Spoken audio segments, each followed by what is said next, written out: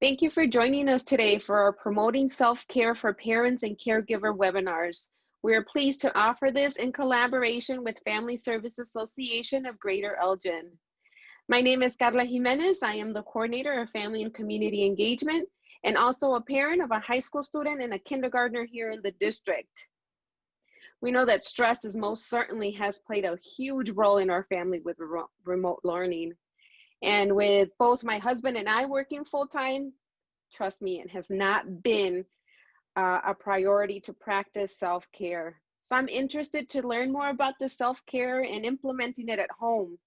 But before we move on to our presentation, I'd like to let you know that this presentation is being recorded.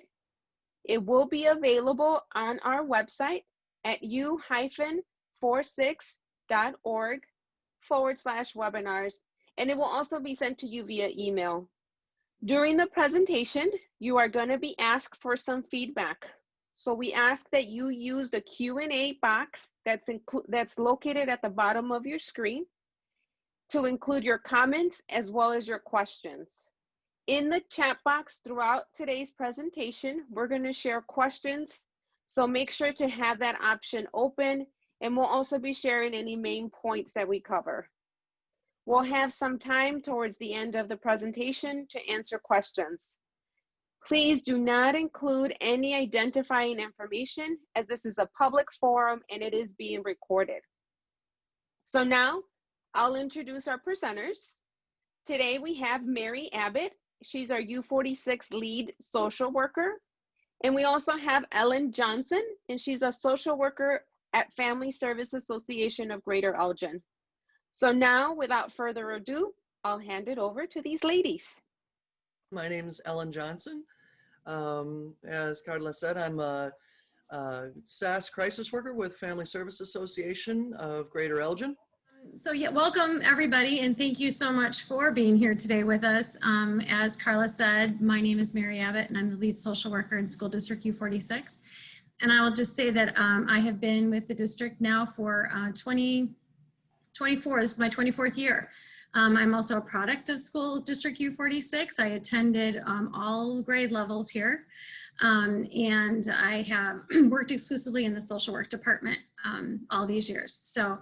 And I will tell you what we're going to discuss today is you know, I don't practice what I preach all the time, but even putting together this presentation was a good reminder of things that I need to do to take care of myself better from a mental health perspective. So I'm going to move into our topics for the day, or oops, hold on, I'm on the wrong screen. Apologize. We're having some technical things. I apologize. Here we go. Our topics for today. We're going to talk about the impact of trauma on ourselves and our children, and we're going to identify and address our feelings a little bit, and we're going to talk about the importance of self-care and some relevant resources. Ellen is going to kind of jump in and assist me with some of the discussions, and I'm going to be asking you for some feedback, like Carla mentioned, to put into the Q&A box. And I'd like for this to be somewhat interactive. I know we're limited because I can't see any of you, but I do appreciate you being here and listening, and we don't want to just lecture and talk at you. So we hope to, you know, engage you in some different ways. So, oh, now I can put my video on. All right, now you can see me. Sorry about that. Okay, so moving forward, I put this on here because I know this is how I'm feeling about homeschooling, and I'm not even homeschooling anyone at this time, but I'm definitely dealing with the many aspects of distance learning. So here we are, parents as teachers, forging through the land of homeschooling. And I just, you know, I'm kind of interested to know from you guys what your biggest stressor is as it relates to distance learning. So if you have just some quick comments, you could pop in the Q&A. Carla will read them out and share some of your thoughts. I feel like this is all affecting us in different ways. So when you think about what's the biggest stressor that happens as a result of homeschooling in your household, if you could just make those statements in the Q&A box. Are we getting any comments, Carla? Getting my sophomore up in the morning. Multiple children. Oh yeah.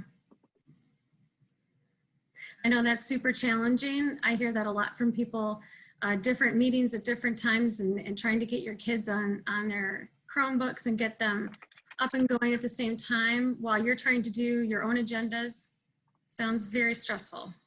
The kids sitting so long during the day, they get anxious, computer issues, keeping my second grader focused, especially during the Zoom meeting. All sound very familiar. And from what we're hearing, teaching ourselves self-care, trying to take care of ourselves during this time also means we're going to be trying to take care of our own kids' mental health as well, because this is stressful for them as well, as some of your comments are probably revealing. Losing motivation to work on their homework after lunch, and focus of children 100% for sure, and lack of communication. Yes, thank you. Thank you everybody for sharing your thoughts. I'm sure everyone who just heard your thoughts are thinking that their experiences are similar. To the person that said lack of communication, to between which, and I don't know if you can respond again, but between which people? Communication between you and the student or your child, or between the school and you, or? I don't know if I can get an answer maybe. Oh, between some teachers and schools. Okay. Okay, good to know. It's been challenging. It's been challenging to communicate effectively to parents and students and vice versa. I know. Right. So I want to share with you, thank you all for sharing your thoughts. I want to read this little note to you, written by Ben. He said, "It's not going to be good. My mom's getting stressed out. My mom is really getting confused. We took a break so my mom can figure this stuff out. And I'm telling you, it is not going good." And, you know, I just know this is relatable for everyone, just in some degree or not, because you didn't sign up to be a teacher. And yet you kind of had to fill those shoes. And I'm sure everybody can just kind of, I know you can't, I can't see your faces, but I'm hoping that there's some shaking of the heads like, yep, this is not what I signed up for. These are some memes that I found that I thought were pretty relevant right now. I'm a horrible homeschool teacher. My child has been at recess since 9:30 a.m. After teaching my kids for 3 days, I just want to know how to submit who to submit my retirement papers to. Started homeschooling the kids today. By 9:30 a.m., all 3 were suspended for fighting, and I have a day off tomorrow. Like if only that was true. But again, raise your hands to yourself or give me a thumbs up, you know, even though I can't see you, if these are relevant to you, or if they're at least making you smile, because that's the whole point of it right now. I know it's a struggle. I'm not trying to make light of it, but I just kind of want to add a little humor, because it's the intensity of the stress is very high. So I put together this because I was just reflecting on what has kind of gone on in the last 6 months. You know, distance learning wasn't stressful enough. There's so many other things going on simultaneously that cause us all to feel stressed out. Black Lives Matter in terms of the protesting, COVID, obviously, equity, racial tension, social distancing, anxiety, stress, face masks, fear, self-care, safety, loss. These are all words and situations that are all kind of, as the diagram kind of shows, are all kind of blending together right now and creating a lot of stress. These are all the terms that we've been inundated with for the past 6 months, along with others. And yes, it has actually been 6 months. I counted. And in some ways it feels a lot longer than that. And in some other ways it feels shorter than that. However, I know that it's been 6 very long months. So how many of you feel the weight of the stress and trauma that you are carrying? And you can just simply put in the Q&A just a yes or a no. If you feel the weight of the stress and trauma, or you're not. I'm just curious if I'm going to get any no's. All yeses so far. Okay, let me know, Carla, if there's a no. Talk to that person after. So everyone has experienced a trauma. I use that word on purpose. I want to give you the definition of trauma. In lieu of everything that has happened, everyone has been impacted by one or all of the recent events, and every one of us has experienced at least one, if not multiple traumas. So what is trauma? What is the definition of that word? It is the response to a deeply distressing or disturbing event that overwhelms an individual's ability to cope, causing feelings of helplessness, diminishes their sense of self, and their ability to feel the full range of emotions and experiences. So now that you understand or have heard the actual definition of trauma, and you relate it to your personal experiences that you've been having over the past 6 months, I'm wondering if you can see or make that connection between your ability to cope, how it's affecting your ability to cope, how it has caused feelings of helplessness at different times, how it's made you kind of lose your sense of self, and also your ability to kind of manage all of the different emotions that you're experiencing. So again, if you want to pop in the chat box, that's me, yes, I agree, or no, that's fine. If you don't, that's fine too. Just kind of want you to visit that question with yourself. And I also would like to add that the definition of trauma, even though this describes a response to a distressing or disturbing event, some people think that there's kind of a prescribed boundary of what that disturbing event might be. And that's not at all true, because something could be very disturbing or distressing to you that may not be distressing or disturbing to somebody else. But that's not to say you should discount that as a traumatic event for you, because if it is creating that kind of feeling and response in you, then it is a traumatic response or a traumatic event to you. Yes, very good point, Ellen. Actually, I say that a lot to students, how something affects you is, meaning if it's a big thing for you and not a big thing for someone else, it's not the issue of how it affects you. So, right. Absolutely. This slide just kind of talks about the effects and the impact of trauma and what, in terms of how it affects us, and not only us, obviously, but our children also, because we also know our children are going through a traumatic time as well. So I just kind of want to read through each one of these impacts. I'm not going to read the description or the definition, just the key points. And then I want you to be thinking about your own life and how the past 6 months have been impacted, and how many of these effects that you can relate to or have experienced. And if there's any one of these things that really sticks out to you, or you want to comment on it, you feel free to comment in the box, the Q&A box. But I'm just going to kind of read through them. And again, please just kind of reflect yourself as to how many of these things you can identify with. So loss of safety, loss of danger cues.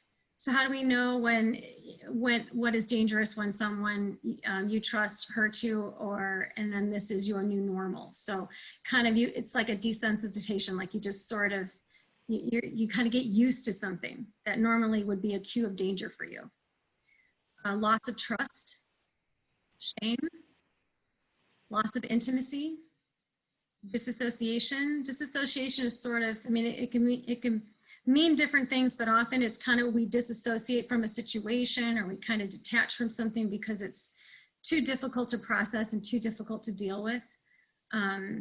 It's a kind of a form of stuffing something, but it's a way we survive a situation that's happening to us that's particularly traumatic or difficult. Loss of physical connection to our body. This is a little bit more extreme. Typically we see that in victims of abuse.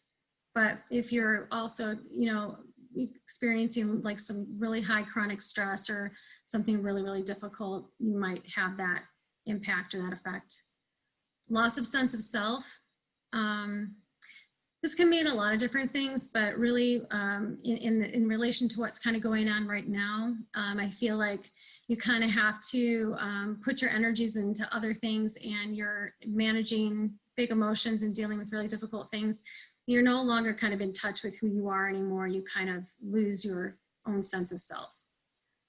Loss of self-worth and reenactment. So reenactment is more commonly seen as, sometimes referred to as maybe a flashback, or basically something recreating a difficult situation. So You know, maybe put a yes in the chat box if you can relate to half or more of these impacts, just to kind of get a feel for how well you guys are relating to this information.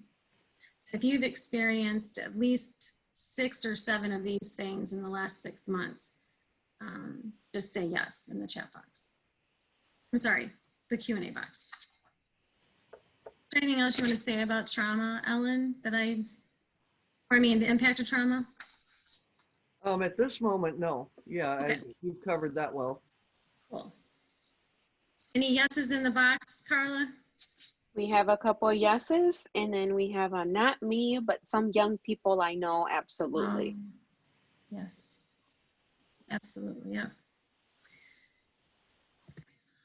So as we teach students in school to identify their emotions by using words and using numbers on a thermometer, we use various forms of this a lot with our students. And the reason we do this is we want to create a self-awareness with them. We want them to identify their number. I usually start my sessions with students asking them what their numbers are. And we tend to use 2 numbers with the kids when I check in with them, their number for stress and then their number for control. But these are also, you see these scales in a lot of classrooms and in a lot of places where we're trying to teach kids self-awareness about their emotions and emotional regulation. But I thought they would be helpful to show you guys, because as adults, we sometimes forget to check in with our own numbers and our own self and kind of identify where we're at and how we're feeling. And really the very first step in self-care is self-awareness. Really, you have to be in touch with what's going on with yourself, what you're feeling. And really, if you're ever going to effectively regulate your emotions, you have to first have awareness about what you're feeling, and not so much why as just what you're feeling, so that you can insert different strategies to keep your numbers from reaching the top of the thermometer. We can't effectively regulate our emotions unless we're aware of them. So I want you just to take a second, whether you type in the Q&A box a number or an emotion, but just to kind of get a sense of, just to practice the skill of self-awareness, where are you at right now? Like, what's the primary emotion that you're experiencing, or what's your number that you pretty much experience for most of the day today?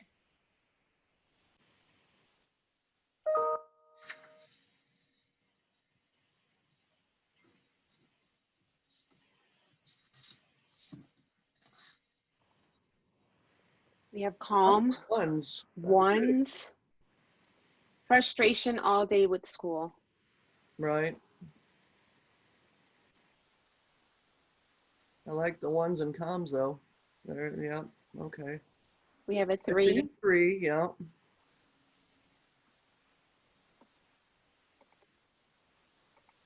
Those ones and columns are practicing some self-care right now. We have a 4 that came in. Yeah. 1 or 2. Okay. Do you, do you guys see the value or the importance of maybe having some visuals like this around your home to kind of have kids be able to check in, and like a visual reminder to check in, and then, you know, yourself as well? Because what we generally do is, once we kind of have kids identify where they're at or their emotions, then we make sure that they have choices of different strategies that they can use depending on where they're at and what their number is. And I like a couple people I noticed in the question box put in that yesterday was a tough one. And in fact, the last comment I see was yesterday was a tough 4. And that's true. Today might have been, because it was warm and it was sunny and things may have seemed to go smoother today, but other days can be much higher. Like, for example, yesterday could have been a 4, whereas today might be a 1 because you got to start over fresh. But being able to recognize that there are those 4 or even 5 days. And I see somebody that said that it's they need something like this, especially with 5 kids. Certainly, yeah, you can kind of get a more concrete feel of where each child is at that point in time. Absolutely.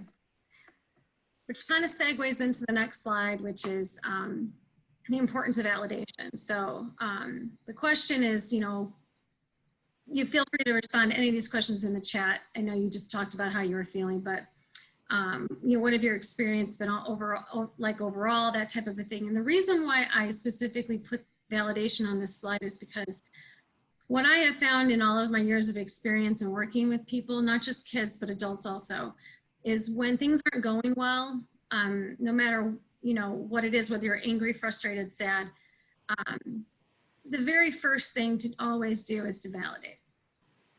And I always remind kids, validation does not mean you agree with somebody and what they're feeling or thinking. It simply means you are acknowledging and validating what they're thinking and feeling. And once I explain that to them, and I even explain it to a lot of parents too that I work with, it kind of clicks like, oh, because I'm validating, I'm not agreeing, I'm not saying it's okay, but I'm just giving the validation. It has a magical effect sometimes in de-escalating a student, or at least having the student or parent be more open to having a conversation or engaging with you in helping, like with you to help them calm down. But first comes the validation that I see you're really angry and you're really upset right now. It looks like you are this, or it seems like you are that. What can I do to help? That is going to get you a lot further than telling someone how they should be feeling or admonishing or being critical of how they're feeling. I just had a thought too, and kind of backtracking for a quick moment. In looking at the questions, when the person, and I didn't catch the name, I apologize, said that they need that chart because they have 5 children at home, and somebody else right after that said they would like a copy of that chart to use at home. And I got to thinking that yes, when you have 5 children at home, or any number of children, more than, well, even 2 can be in this case, but it seems like the loudest child kind of sets the tone for what's going on. But if you've got several children, and you can use that chart, whereas the loudest child might be out of 5, the other children might not be there, but yet when you're experiencing the loudest or most expressive, shall we say, that might portray all the kids as feeling that way, when the other kids might not be feeling that way, and you might want to address the other kids at a level 2 or 3. So I think actually that was a good point to me, is when you've got several children, to be able to say, okay, I can see and hear, everybody can see and hear that you're at this level, but how are the other kids doing too? So I think that's a very good thing to use, especially in a situation like that. Oh, absolutely. And as we get later on into the presentation, we're going to have a couple slides with just a bunch of different strategies. There on the slide deck is strategies for self-care, but they can definitely be strategies that you can link to different numbers. And that is a really great, there's a lot of visuals out there. If you just Google, temperature charts or strategies that link with temperature charts. Ideally, in what we have in a lot of our offices, we have the thermometer, which has the numbers and the description of the numbers and the feelings. And then next to it, we have, okay, first, so if you're at a 5, here's 3 things that you can do. If you're at a 4, here's 3 things that you can do. And those 3 things obviously are going to be different depending on a child's age, or, just how well you know your child and what works for them. But it could be an activity that you could even do with your child, and you could do with yourself. You can make your own chart, and you can put your strategies next to your number and utilize that as a visual reminder for what you need to do when you're at certain numbers as well. So we'll talk a little bit more about that in a minute. It could be a fun exercise that you could do with your child to create their own chart while you create your own chart. So the next slide is about chronic stress. So chronic stress is defined as stress that results from repeated exposure to situations that lead to the release of stress hormones. This type of stress can cause wear and tear on your mind and your body. There are many scientists that think the stress response system was not designed to be constantly activated. So what we know about chronic stress is it engages a different part of our brain. And I'm not going to get into a brain science discussion with you, but certainly when you're in a state of ongoing, unrelenting crisis, there's really no break from it, no break from the stress. Your body responds to that a certain way, and your body wasn't meant to respond over a long period of time that way. So what we notice in people that are experiencing long-term ongoing chronic stress, we notice it hits them in these 5 areas, in the cognitive, emotional, behavioral, and physical areas. So you can kind of see on this chart that how those different areas of you are impacted. So you will notice cognitively some difficulty thinking clearly, disorientation, confusion, difficulty problem solving, making decisions. That's because when we are, our stress part of our brain is activated, our frontal cortex, we don't have access to the part of our brain that we need to access when we need to utilize these skills. Then we also, emotionally, our emotional part of our brain is triggered during this time. So you may be, these feelings might be the things that you're experiencing as you move through a period of chronic stress, fear, terror, anger, hostility, frustration, irritability, deep sadness, difficulty maintaining emotional balance. Behaviorally, you might notice that you take more risks. You might, the risk in the sense of properly using your PPE, kind of that, I don't really care, I'm too overwhelmed, I can't, it's just one more thing I have to worry about. Refusal behaviors, maybe endangering others, misuse of drugs and alcohol, reduced ability to support our peers, maybe some avoidant behaviors, withdrawal, conflict with peers, wanting to isolate, just can't deal with people, can't deal with anything. And then physical, we see some physical symptoms as well, similar to what we feel when we are stressed out or anxious, but we feel them all the time. Rapid heart rate, palpitations, muscle tension, headaches, gastrointestinal issues, nausea, trouble sleeping, nightmares, high adrenaline. So this slide is more for awareness, but just again, for you to self-reflect. If you feel like you have been in a state of chronic stress for quite some time and you're experiencing a lot of these symptoms, that might be defining to you that you definitely are lacking some self-care and need to be making that more of a priority. Anything else? And I wanted to add, I was going to add in this one, the relativity of stressors and compound factors, in that sometimes it doesn't have to be one major stressor or one significant thing that happened, but it can be a compound group of things, to where, as I was explaining in another example, that just writing with your pencil and the lead breaks might be kind of the last straw or the last thing that you feel you can't take anymore. And it kind of goes back to that temperature or numeric scale as well, that if you're already at a 5, just something simple like breaking the pencil lead or spilling a glass of water might be the last thing that just kind of takes you over the top. Whereas if you're at a low temperature or at a calm level, you spill a glass of water, okay, get a couple paper towels, wipe it up, no big deal. But the chronic stress, if you're riding that level of chronic stress, it can be little things over and over too that can be just as serious as a major catastrophe or a major traumatic event. Yeah, there's been some research studies that have been done showing that the way we respond physically to a big stressor or a big event, like you just said, versus the way we respond to chronic, ongoing long-term stress is very similar. Right. But the chronic, again, the key there is that people may be thinking, well, I haven't had anything real major happen, but it can be a list of small things or just one more small thing on top of that makes it feel like a major. Absolutely. So what are you guys doing to address your feelings? I don't know if you've heard these sayings. I've heard these sayings a lot. Like, first we have to put our own oxygen mask on, and then you can breathe and help others. But first you have to take care of yourself, which typically in our minds, we think of that as selfish. But as parents, it is super important. And I know we all know this probably, but actually doing it is the difficult part. I completely understand. The other phrase that I hear a lot that's real common is you can't pour from an empty cup. You know, you have to take care of yourself first. I know I know we've heard these things and we relate to them, but it's a matter of putting them into practice.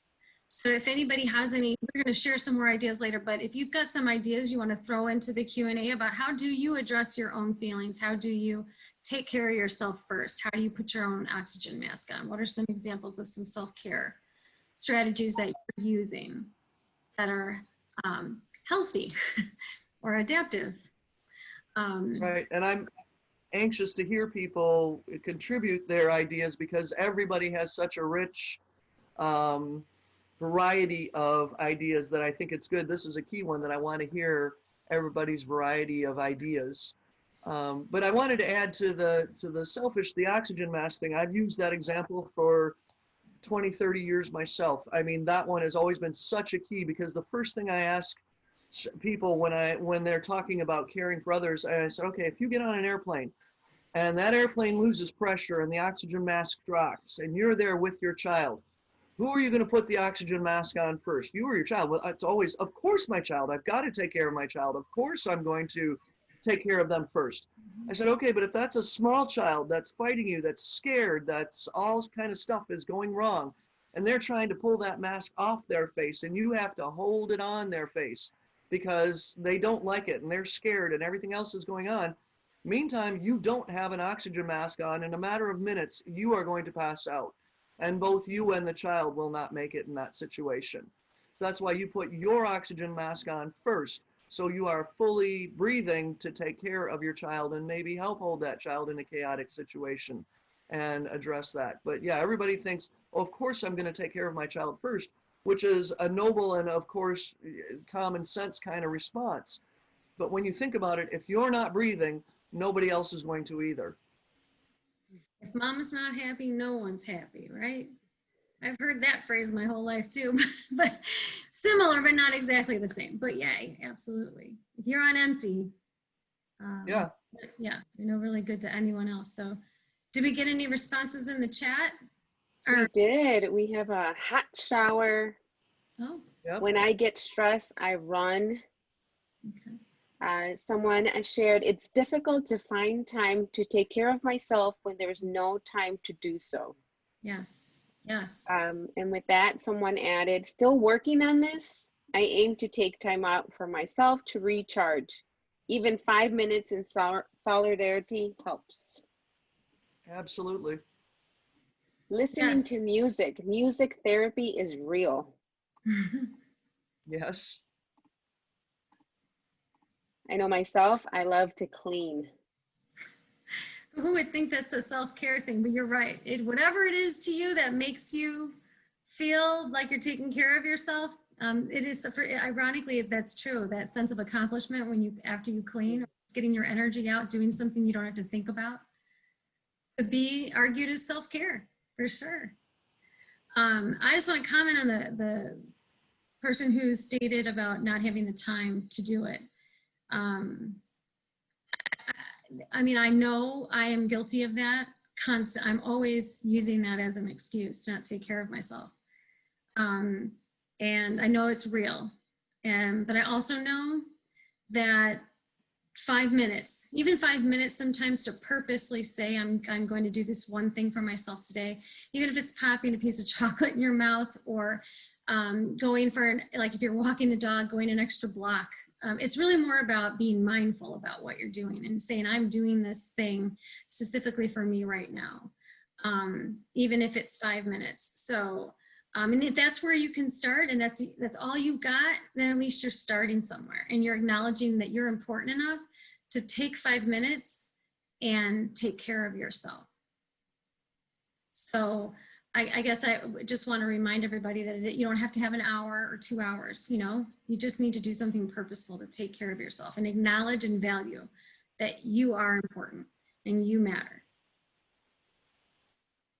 And make sure that you know that it's time, even if it is just that 5 minutes, that it's time for you, that it's not time, well, I can get this done while I'm taking my time. No, that's your time for you. Yes, absolutely. A reminder. So this slide has got a lot of information on it. So I'm just gonna kind of read part of this to you and then explain a little bit more about what Maslow's hierarchy of needs. Maybe some of you have heard about Maslow's hierarchy of needs. I know this usually lives in the land of the science books, but it's such an important thing to be aware of, what our basic needs are and how this pyramid represents that basic needs, as you can see at the bottom, are the largest part of the pyramid, and that's there for a reason. So as a parent, it's good to know that you know that your needs and the needs of your family have a hierarchy. To understand what comes first, basic needs before other needs, can be addressed or can't be addressed. Given what has happened, we are all trying to meet the basic needs of our families and ourselves, and that is not only okay but necessary. The most basic need is for physical survival. And this will be the first thing that motivates our behavior. Once that level is fulfilled, the next level up is what motivates us, and so on and so forth. So physiological needs, these are the biological requirements for human survival. We all need water, right? Shelter, rest, clothing, warmth, sleep. These are things that we have to have in order to live, right? And if these needs aren't being satisfied, the human body cannot function optimally. Maslow considered physiological needs as the most important, as all the other needs become secondary until these are met. So I know Ellen can speak to this as well, and I'm speaking from more of a clinical side of the work that I do. But when I meet with new clients and I talk with them about what's going on with them, I always evaluate how much sleep are they getting. You know, what's their diet like? Do they exercise?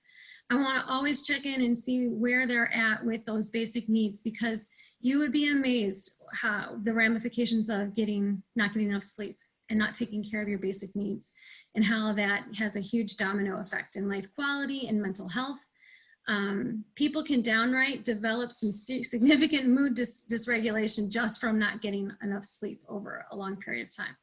So you always want to evaluate that. I always want to evaluate that in others, but then as parents, we need to evaluate that in ourselves as well. Are we addressing our own basic needs? Safety comes next. And again, right now in the state of the world we're living in, you know, I think a lot of people are feeling unsafe, more unsafe than they ever have before they would normally be feeling. So once a person's physiological needs are met or satisfied, then we also then need to feel security and safety. People want to experience order, predictability, sense of control in their lives. Their needs can be fulfilled by family and society, like police, schools, and well, not so much schools probably anymore at this point because of what we're dealing with. Schools aren't necessarily feeling like the safest place right now.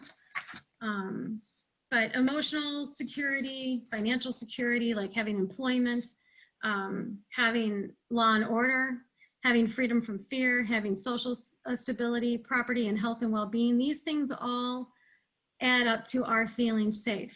And when that's not happening or that's disrupted, it doesn't allow us to move up this hierarchy. So just those two areas alone, I think the majority of people these days there's impact there. And then as you can see, as we move up the pyramid here, love and belongingness comes next. So once you've achieved physiological and safety needs, then the third level is human needs is social and involves feelings of belongingness, and the need for interpersonal relationship motivates behavior. So friendship, intimacy, trust, acceptance, receiving and giving affection and love, being a part of a family or a friend group or a work group, that's where we achieve those feelings of love and belongingness, which then can lead to esteem. So that's the fourth level, and Maslow classified into two categories: esteem for oneself, so having dignity, a sense of achievement, mastery, and independence, or the desire for reputation or respect from others, so status, prestige. So we can achieve that if we're able to get up as far as that fourth level. And then ultimately, we reach self-actualization. At the top of the pyramid, this is the highest level, and it's referred to as a realization of a person's potential, self-fulfillment, seeking personal growth and peak experiences. Maslow describes this level as a desire to accomplish everything that one can and to become the most that one can be. So in order to reach these 3 higher levels on the pyramid, we really have to make sure that the first 2 have been addressed and are where they need to be. So does anybody have any specific questions about this? Have you seen this before? Do you agree with this? Is it making sense? Any comments that you want to make, Ellen, about it? No, yeah, you've explained it without going into a lengthy scientific discussion, as you say.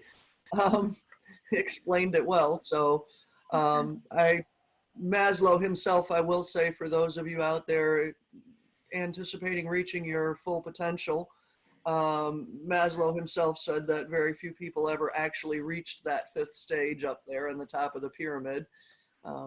It's rather lofty, but going back to just some of the basics, it's kind of, I guess, for an example, you would say in belongingness and love, you're not looking to go on a date or develop an intimate relationship if you don't have basic food, water, and shelter. You know, if you're still looking for where am I going to get my next meal, you're not worried about somebody saying, hey, you want to go on a date? No, I haven't got time for that. You know, it's let me deal with my immediate needs right now. Good example. Yes, but kids are the same way. You know, when they come in and they're tired, they didn't have breakfast, you know, there's stuff going on where their basic needs have not been met. We know we're not going to get a whole lot of learning that day until we get those things taken care of. And kids that come to school, they don't feel safe. It's a classic situation if you come to school and you're maybe been a victim to some bullying or had some other things go on at school where you don't necessarily feel a sense of safety. It's going to cause for you to be dysregulated and not, be able to engage in learning. And I know that's very relatable to those of us that are parents or caregivers. How do you get past the fact that you can't get your physiological needs met, not only for yourself, but for your family, but also give yourself and your family a sense of safety. So not only are we trying to create these things for ourselves, but we're also trying to make sure that these needs are met by our family members. So we have, that extra large responsibility on us. Anything in the chat box referring to this, or should I go on, Carla? Nothing yet in the chat box. Okay.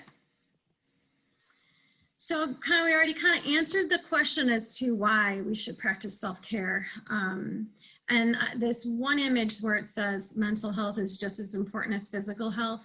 Again, I use this term all the time because there's such a stigma attached to mental health. And,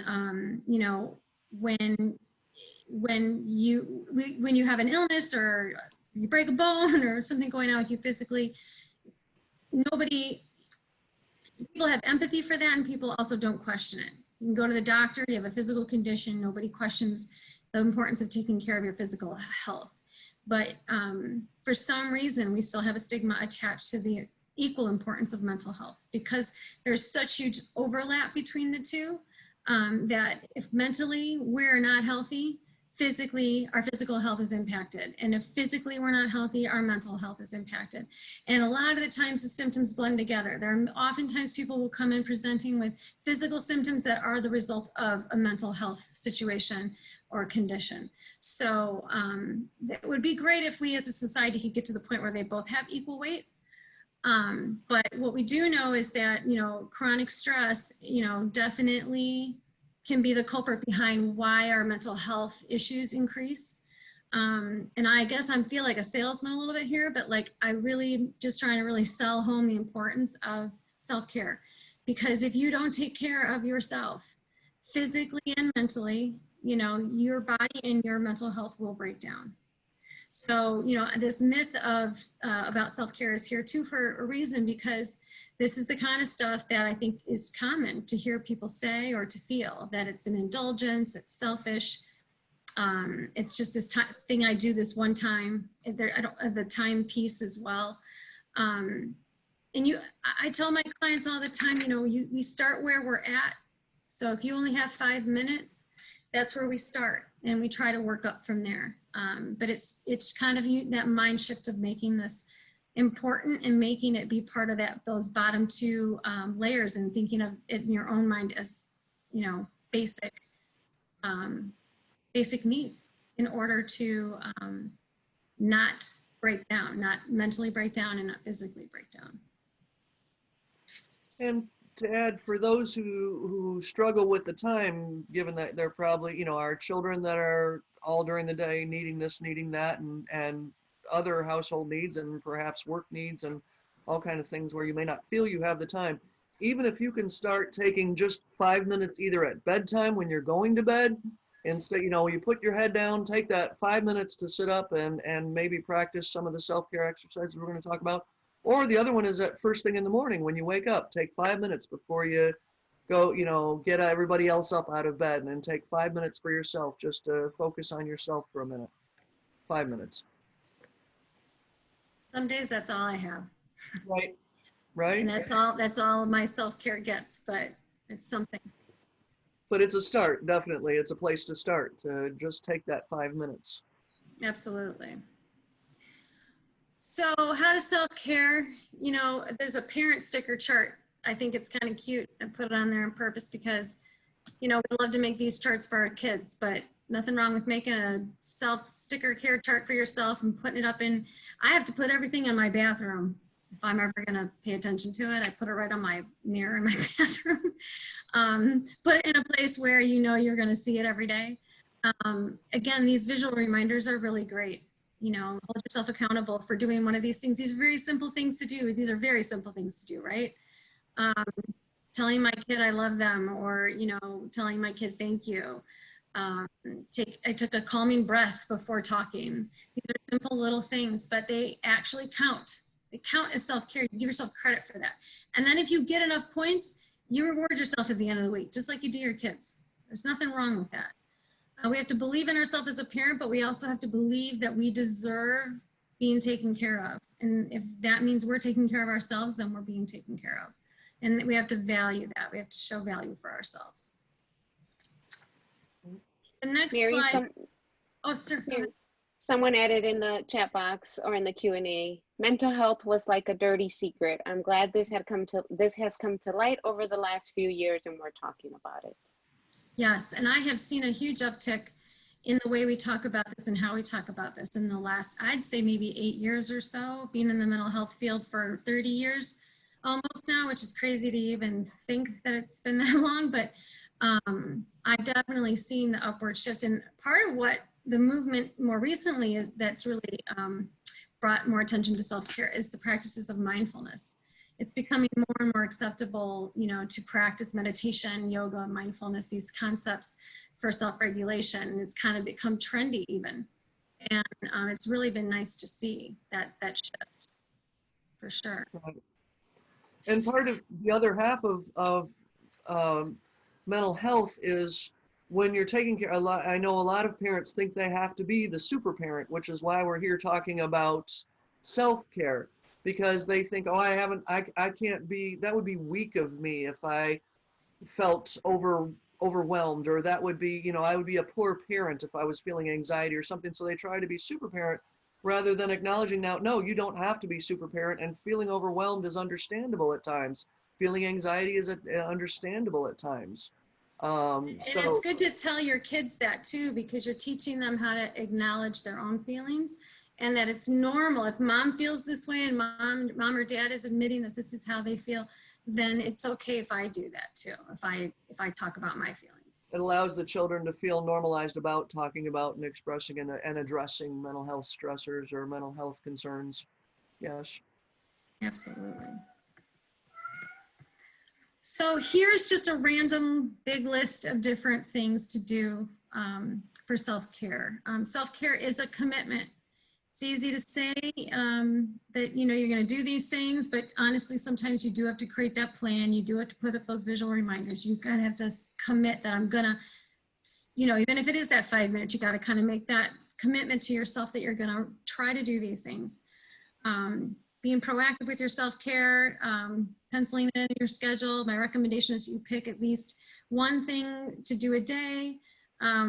And if you could start daily, if not weekly, there's a little list here that I put together just to kind of give some ideas on what it could look like each day of the week. So even if it's just drinking plenty of water that day, and you can switch it up every day. You don't have to have the same goal for yourself every day or the same thing every day.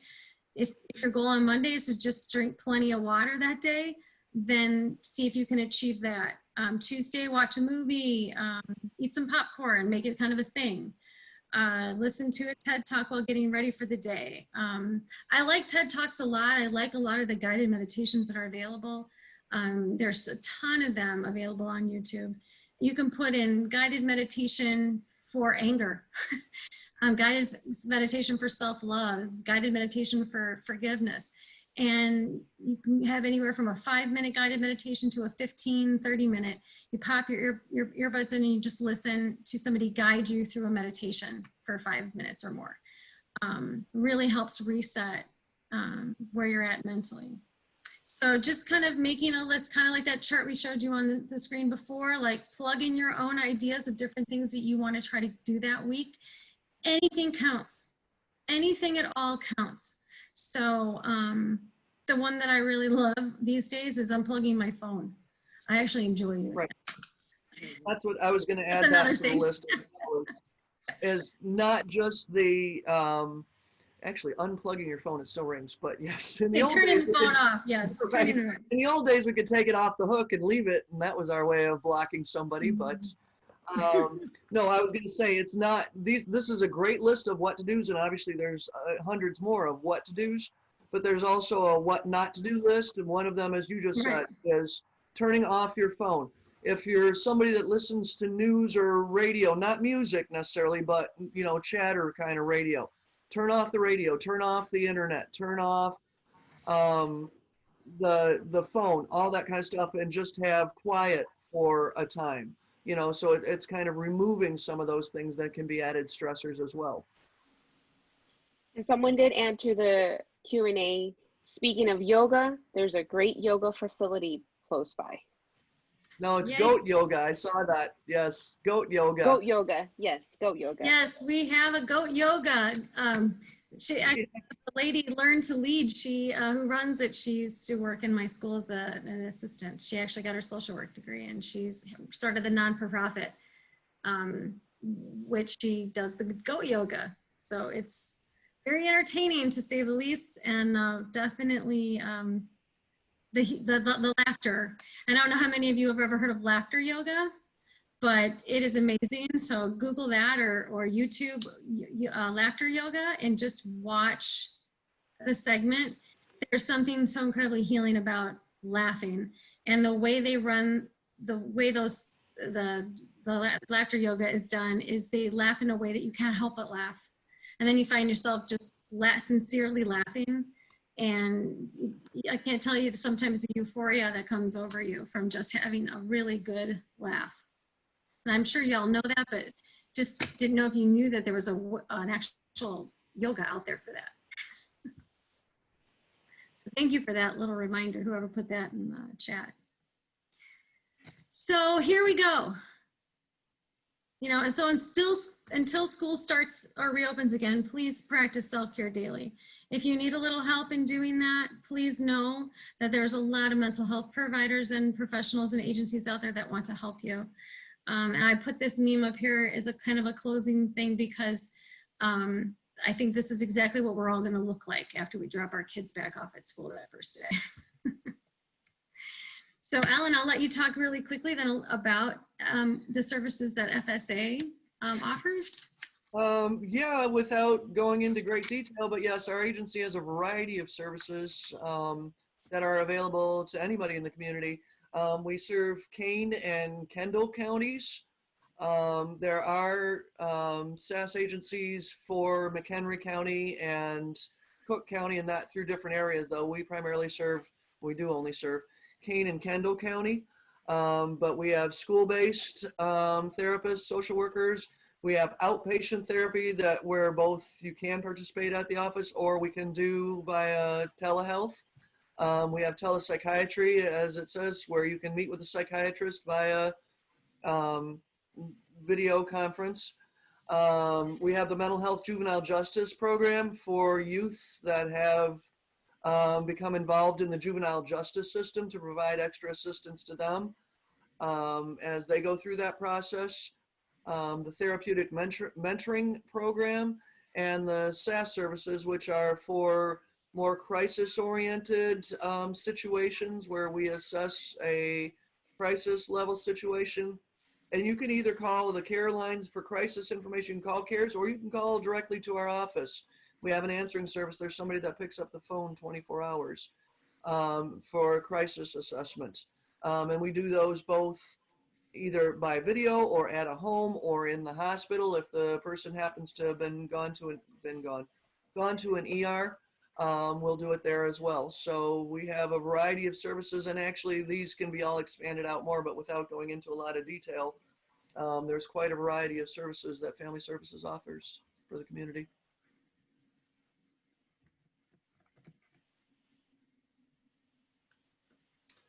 What social work? Okay, I'm looking at the questions, Carla. I may have jumped on, but it says that my teen is reporting some of her friends are not doing well mentally at all. Can she share what the social workers, counselors at schools have been doing or can do for kids during distance learning?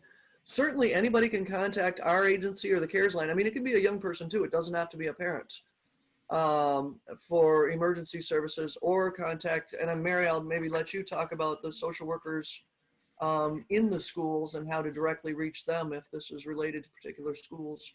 Yeah, we've done a couple of things this school year so far that's different because of distance learning.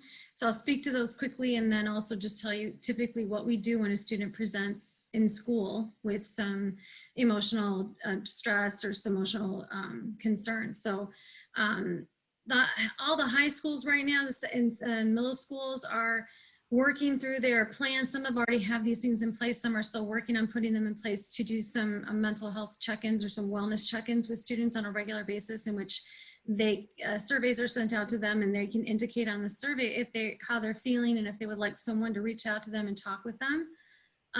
So that's one thing that we're doing to try to reach students through distance learning.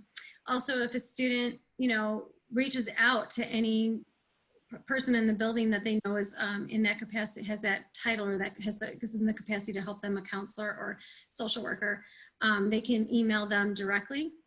And we have a lot of students that do that if they know who their social worker is and they know who their counselor is, and just ask for help or ask to talk.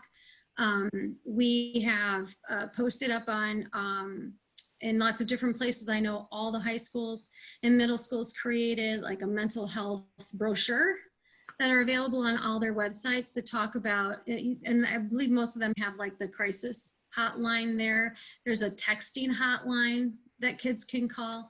There's as well as there's a second line where you can call in and talk to somebody. And then the suicide prevention line, which really serves as a 24-hour crisis line that you can access all the time. If I'm working with a student and I see them one day and they're okay, but anything's possible between when I see them from one day to the next, and I make sure they know these numbers that they can call or that they can text to get some support until I can maybe talk with them again. So I'm not sure if that really answers the question as to how to access services or anything like that, but if all else fails, contact the building administrator and just say, as a parent, say, who is the school social worker, or who is the person that I can reach out to, or email. Plus, I believe most of the school websites also have everybody's names listed there, and titles and email addresses as well. And I would add that I know teens, when you're saying teens are concerned about their friends or how can they get help for their friends, teens, in the interest of concern, can go to their school social worker and say, hey, my friend so-and-so is having a struggle with this, even if the friend doesn't want to directly go to the social work themselves. Happens all the time. Right, yeah, absolutely. So a friend can certainly go and say, hey, I'm really worried about my friend, whoever, whatever the name, I'm not going to pull random names, but they can certainly go to the social worker and say, hey, I'm really worried about my friend here. She's telling me this, or he's telling me that. And certainly we will, our agency has addressed calls like that in the schools, or the school social worker can address it. And it's all going to be in the interest of care and concern. It's not in the interest of getting anybody in trouble or causing problems for anybody. When we receive that information, we can't disregard it. We have to respond to it. If the student we reach out to says, I'm fine, I don't know what you're talking about, you know, we still let a parent know we touched that student, that we had contact with that student. So one way or another, the parent would also be contacted and would be informed. Right. And I see somebody else said, what if it's not your own child? And again, the same can apply. It's the same thing. If it's the same school, you can still, if you're a parent and you're concerned about your child's best friend or whatever, you can certainly contact the school social worker and say, hey, I'm really worried about so-and-so because I'm hearing this kind of stuff. And again, that was one of the things, this is one of the things I really jump on a lot, and I haven't said a lot about it today, but this is also one of my soapboxes, is if you see something in anybody else going on that you're concerned about, you or you hear your children perhaps talking about they're worried about their friends, please go ahead and say something. You're far better to say something and be over concerned and it not turn out to be much of anything than to not say something or talk to somebody or get help or reach out and have something go horribly wrong the other direction. So I am far more in favor of erring on the side of let's see what we can do, even if it's nothing. It turns out to be nothing, okay. Thank you. Thank you for the questions. Please, if you still have additional questions, enter them into the Q&A. We want to thank also our presenters. Wonderful information, just as one of our participants said. Thank you for this webinar. It was a lot of good information and very helpful. Good, great. So yes, we're very pleased with all the information you have shared today. Remember, the presentation is being recorded. We will send it to you, everyone who has registered today, by email by this week. We will also include a copy of the presentation in PDF format, so you have the visuals, you'll be able to have the charts and the information, and any links included, you'll be able to access those.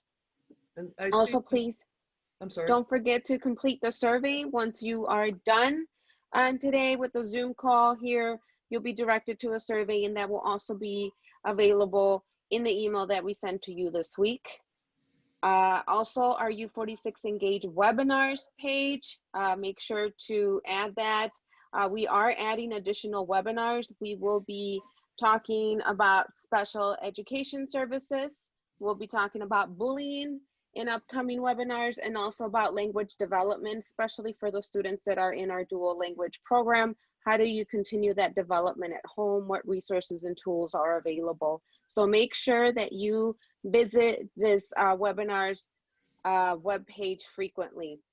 Also, a digital classroom, make sure you bookmark that, u-46.org/learning. And here you're going to get tips and the most updated information with regards to our distance learning.